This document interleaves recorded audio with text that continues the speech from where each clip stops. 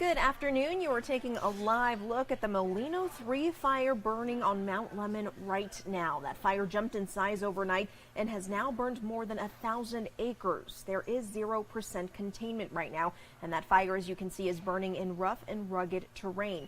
The cause isn't known yet, but the Coronado National Forest requested air support to help fight that fire today. There are some closures we want to tell you about. Babadoag Trail, Soldier Trail, and Molino Basin are closed. The popular shooting area along Catalina Highway is also closed. Mount Lemmon Highway remains open, but traffic enforcement is in place, so you are asked not to stop on the highway.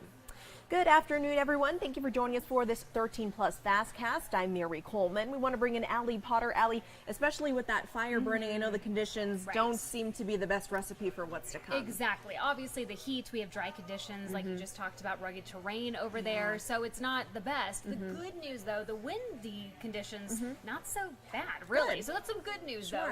Taking a look here at our spot forecast, though, 7 to 12 miles per hour and even lower as we head into the evening. So that's some good news, but the humidity levels are only at a 10%. The Haines index, in fact, is at a 4, which is actually pretty good. That's where we would like to be. We would love to be lower than that, but that just means that a little bit of humidity is hanging on there. But again, we're not going to see any type of sprinkles. But the good news is gusty conditions. We are dealing with that heat, though, folks, starting tomorrow. 107 for the high, record-breaking territory. That record set back in 1990 at 105. Also on your Sunday, 106. That record 107 set back in 1990. By the way, we should be around that 96-degree mark. That excessive heat warning kicks off tomorrow morning, 10 o'clock. It will continue through the weekend, expiring Sunday at 8 o'clock in the evening. Tucson Metro included in this, along with Green Valley, all the way west to Ajo and north, Casa Grande, beyond that in the Phoenix area. So if you have some outdoor plans, of course, it is going to be a little bit hotter in the Phoenix area. Do keep that in mind. The good news, though, if you live in Santa Cruz County, like Nogales or Cochise County, Sierra Vista, Benson, Douglas, you are in the clear of that excessive heat warning. Right now, triple digits for Tucson, 101, 104 in Safford, 96 if you're in Marana, 99 for Nogales, 88 degrees for our friends down in Bisbee. Take a look at this, our satellite radar. We're actually tracking a little bit of activity. It's been dry all week long, so it's nice to see a little bit of a green here on your screen. Now, majority of this is just a little bit of moisture, maybe some sprinkles, more so in the higher elevation, but we have been dealing with some of that cloud coverage. Parts of Tombstone, south of the Benson area, possibly seeing a little bit of that activity.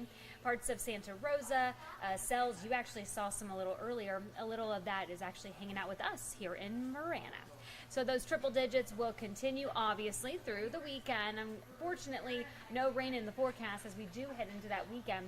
That's all because of that high pressure system really just packing the heat, keeping us more so on the warmer side. And, you know, it's the weekend, but obviously tomorrow, Mary. So that's a good news to go on and go up to Mount Lemmon. Do be mindful, though, because I feel like a lot of people are going to be heading up there tomorrow. So get there early because you don't want to be turned away. My goodness, it's going to be nice and cool. 70s for you. How about that?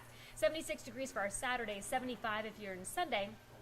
Monday, 72 degrees. Tomorrow's forecast, 107 for the high in Tucson, 99 Sierra Vista, 102 for Nogales, 102 for the Douglas area. So yes, a little toasty for everybody. First alert action day is Saturday and Sunday because of that excessive heat warning. Slight chance for rain on Monday, Tuesday. Fingers crossed, my goodness. We would love to see any type of rain activity. We are still technically in monsoon, Mary, but we haven't felt like it whatsoever. We've been talking about the heat, but that 107 all the way down to 97, a nice 10-degree drop, much needed here in southern Arizona. Absolutely. Thank you so much, Allie. Perfect excuse for all of you to stay inside to watch the game on Saturday tomorrow. Bear down. You know what we're hoping for there. Now let's head to our website for a second so you can see this. Sierra Vista police are investigating an apparent murder-suicide. Officers responded to a welfare check at an apartment yesterday afternoon after a neighbor reported not seeing 42-year-old Christina Boylard and her 7-year-old daughter Arisa Boylard for 2 days. The neighbor thought that was pretty unusual, and officers found Christina's vehicle in the parking lot, and there was no answer of the door at the apartment. Based on the circumstances, officers entered the apartment. They found Christina with an apparent self-inflicted gunshot wound. Officers found Arisa in her bed with a gunshot wound as well. Based on their preliminary investigation, it appears Christina shot her daughter Arisa and then took her own life. Sierra Vista police say the investigation remains ongoing and the Pima County Medical Examiner will perform autopsies today. Well, as we know, fraudsters are getting better at carrying out their cons. 13 News reporter Shelby Slaughter explains how a local man had his property sold without even knowing what happened until it was too late. So the property goes from right here all the way over to that Saguaro. Meet William Gordon, the man who owns this plot of land in Tucson. But that was all stripped away from him when he got this letter in the mail, letting him know the property had been sold, and he knew nothing about it. This is a legitimate closing document. However, it's not my social security number. Even the mailing address is wrong, but somehow I managed to get it. There was just all these errors. Gordon's land on the northwest side spans 3.3 acres. He bought it back in 1998 for $75,000. But this year it sold for $200,000 and Gordon had nothing to do with it. I called the title company and they very quickly, in about 30 seconds, said, yep, this is clearly not you. There's just all these red flags, all these problems. So it took us all of 30 seconds to a minute to figure that out, which made me wonder why, if it's so easy to understand this wasn't me, wasn't this during this long closing process. From there, he got the runaround. Called the county recorder. Their answer is, you need to go to the title company to unwind this. We're just a library. We just record things. I called the Pima County Recorder's office as well, and they told me the same thing, telling me the office isn't looking for fraudulent transactions, but rather recording all transactions. Eric Gibbs is a designated broker with Realty One Group Integrity. The buyer of the property works at his office and ended up giving the property back when she found out the deed was fraudulent. He tells me when you look at the listing of the property, it's a real one. Are there any red flags to you? No. I've already looked at it already. There are no red flags. Okay, you're not, we ask simple questions for everybody, right? In the company, the acreage, all that is, because he gets that information from here.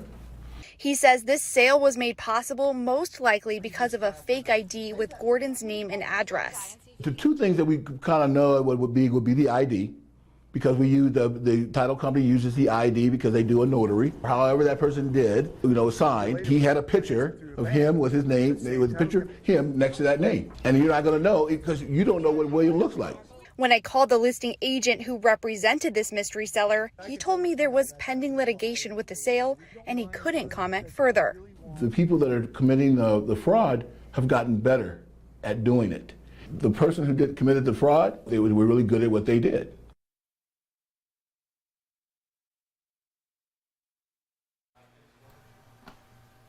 And let's take you back to our website now. Sahuarita police arrested a man they say is connected to a fire at Walmart. His name is 29-year-old Jeffrey Lee Mayfield, who you see here in this photo.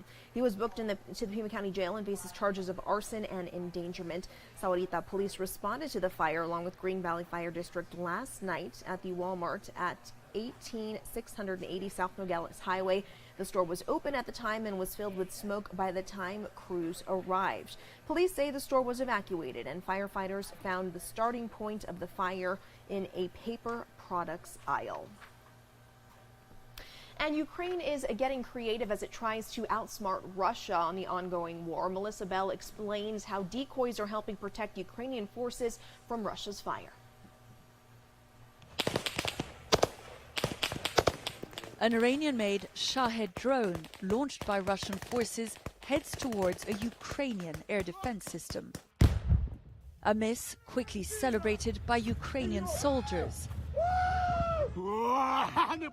What the Russians missed was this: a fake air defense system, part of an entire arsenal of decoys that has popped up around the country.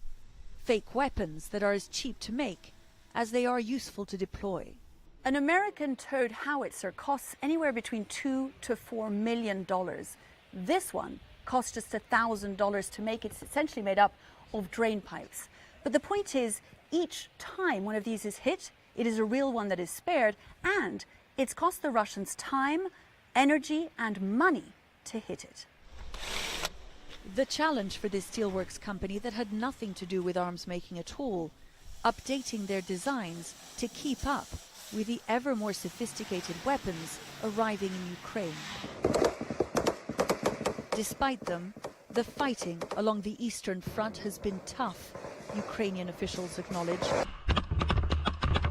The forest just outside the eastern town of Kreminna has been a battleground for much of the war. But the counter-offensive has made its daily battles that much more intense. Yuri Mikulyak, a special forces commander, has just returned from there with his men. Нам нужны боеприпасы.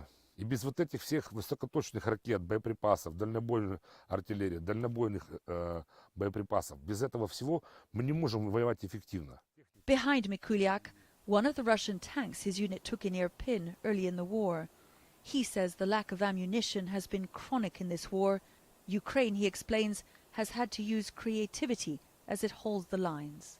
Мы пытаемся какую-то применять военную хитрость, как-то свой боевой опыт совмещать с военной хитростью, дурить противника, изобретать какие-то новые ловушки там. A part of that effort is happening far from the front lines, in factories like this one, perfecting the art of the fake weapon. The measure of each decoy's success, how quickly it gets destroyed once in the field. Melissa Belsienen in central Ukraine. And let's switch gears now into some happier news. Today is everyone's chance to be an honorary Trekkie. It's National Star Trek Day. The popular show starring William Shatner was known for being one of the first television shows to feature a diverse cast. So the question, why September 8th? That was the day the show debuted on American television back in 1966. The show obviously became a huge hit and led to reboots and movies to cater to young audiences. And I love this story for you next. You're never too old to start your own business. That's especially true for this former Arizona resident. Bob Roloff now lives in Wisconsin and is opening his own barber shop at the tender age of 91. He says he tried to retire once, but he missed interacting with customers. He says he started cutting hair in 1948 and says he will not put a timeline on when he might stop. He estimates he's given 100,000 haircuts so far, that is. Good for him. Congratulations, Bob. That's quite the feat there.